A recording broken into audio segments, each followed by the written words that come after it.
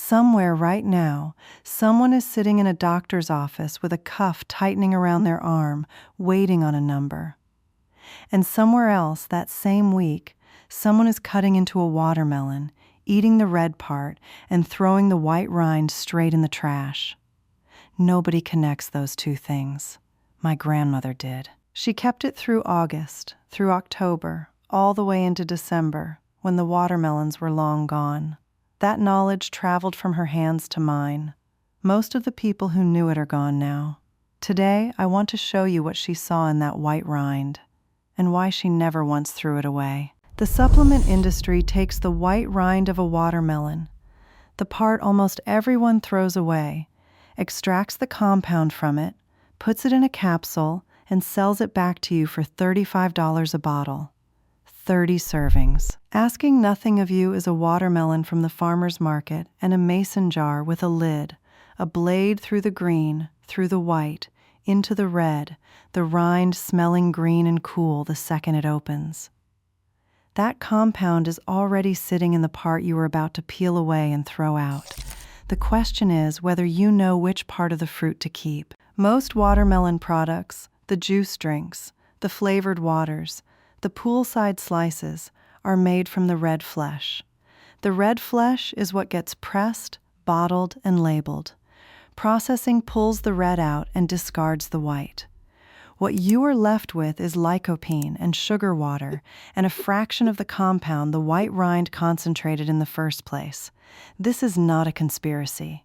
It is anatomy. The white pith is where the citrulline lives. The red flesh is where the lycopene lives. They share a fruit. They do not share a function. L-citrulline is a non-essential amino acid. Your body does not build it from scratch the way it builds some compounds. It acquires it from food. In the white rind of a watermelon, dry weight measurements put citrulline concentration at roughly 24 milligrams per gram. The red flesh measures closer to 17 milligrams per gram dry weight. On a fresh weight basis, the gap narrows because the rind holds more water.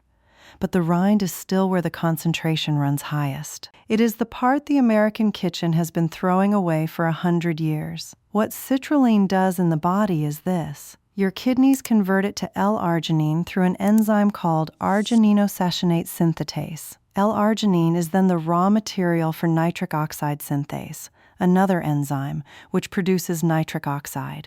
Nitric oxide signals the smooth muscle in your blood vessel walls to relax. The vessels widen. Blood moves through with less resistance. That pathway, citrulline to arginine to nitric oxide to vasodilation, is why the white rind is not just the part you throw away at the table.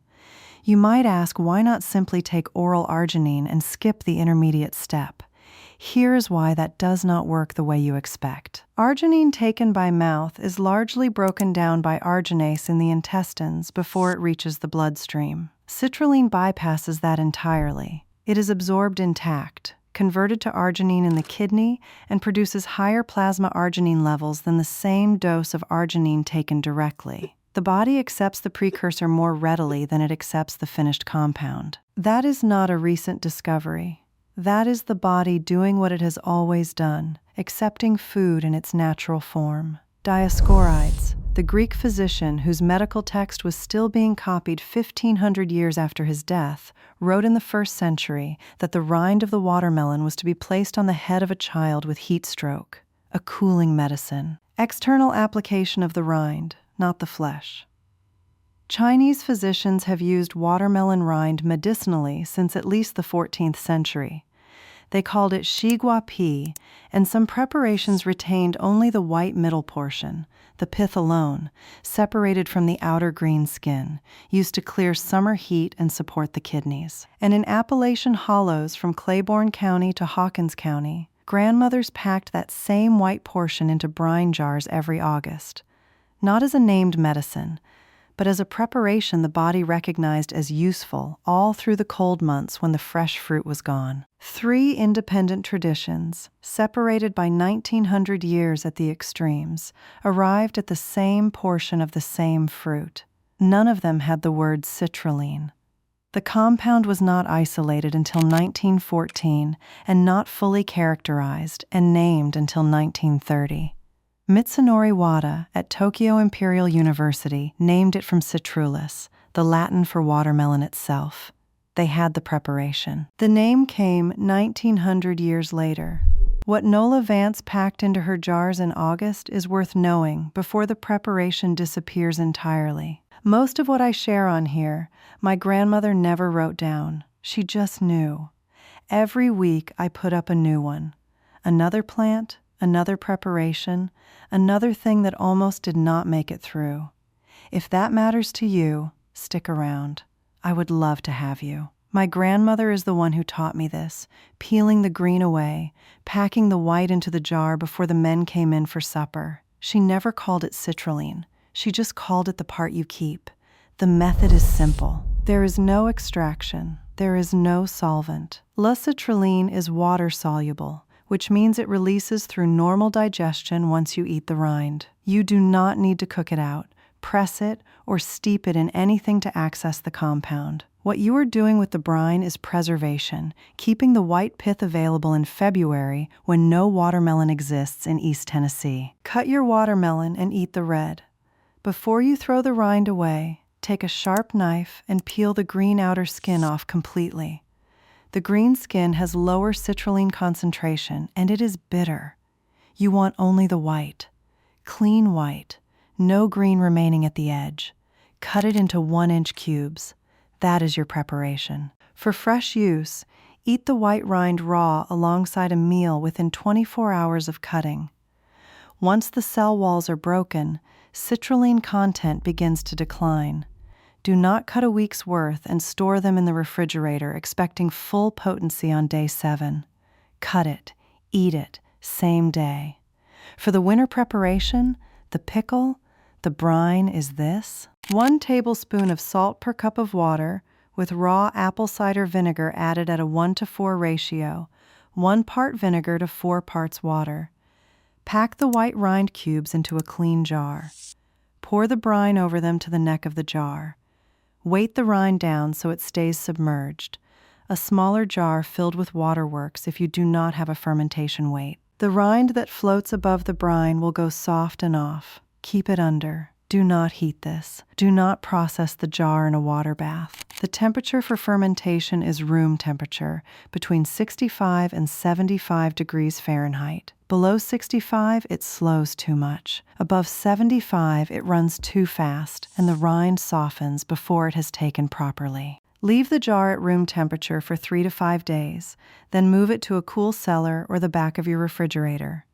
It keeps 3 to 4 months. My grandmother had 3 jars in the root cellar by August. The last one opened in December. The common error is discarding the white rind at the table. Not because you meant to throw away the medicine, because no one told you the white part was the preparation target. The flesh goes on the plate. The rind goes in the jar. That is the only correction required. The second error is eating the green skin instead of the white pith.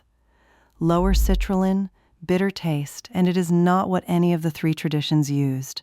Peel it off, all of it. What you are after is the clean white interior. The third error is substituting a commercial watermelon product and expecting the same result. Watermelon juice, watermelon drinks, watermelon powder, made from the red flesh. The citrulline concentration is a fraction of what the white rind provides. They share a name. They do not share a function. Nola Vance, over in Claiborne County, packed her jars in August and watched for the brine to go milky on the 3rd day. That cloudiness, she called it the white coming up, was how she knew it had taken. Clear brine past day 4 meant she was starting over. She was right to watch for it. That milkiness is the live culture in the raw apple cider vinegar becoming active in the brine. It is the sign the fermentation is running correctly. A sulfur smell or visible mold on the rind surface means you discard the jar. Mild, clean sourness on tasting, brine slightly cloudy, rind firm but yielding, that is the preparation that worked. I want to be clear about what this does and what it does not do. The citrulline in the white rind converts to arginine in the kidney. Arginine drives nitric oxide production. Nitric oxide relaxes, vascular smooth muscle and circulation improves through that pathway. That is what it does. Citrulline reaches higher plasma arginine levels than oral arginine supplementation taken directly, because citrulline bypasses the intestinal breakdown that degrades oral arginine before it reaches the bloodstream. The winter pickle preserves the white pith for months when no fresh watermelon is available. That is what the preparation accomplishes. This does not treat stage 1 or stage 2 hypertension. It does not replace medication a cardiologist has prescribed. ACE inhibitors, calcium channel blockers, beta blockers, and diuretics manage blood pressure through mechanisms that L-citrulline does not replicate. If you are on antihypertensive medication, you do not adjust or discontinue your prescription based on anything in this video. And if you are in hypertensive crisis, systolic at or above 180, diastolic at or above 120, that is a medical emergency requiring immediate evaluation, not a jar of pickled rind. The citrulline in this preparation is not a pharmaceutical dose. It is not a clinical intervention. I mean that. What it is, the part of a summer fruit that 3 independent traditions preserved across 1900 years, that the American kitchen throws away every July without a second thought. In December, when the ground outside Rogersville is frozen and the watermelons are long gone from every roadside stand in Hawkins County, I open the first jar. The brine is cold from the root cellar. The rind is firm. The white is still white. My grandmother kept this. Her grandmother kept this before her. They didn't keep it for sentimental reasons. They kept it because in February, when nothing grows, the body still needs what the summer put in. If you know what your grandmother grew and what she kept through the winter, tell me in the comments. I want to hear what was in her root cellar.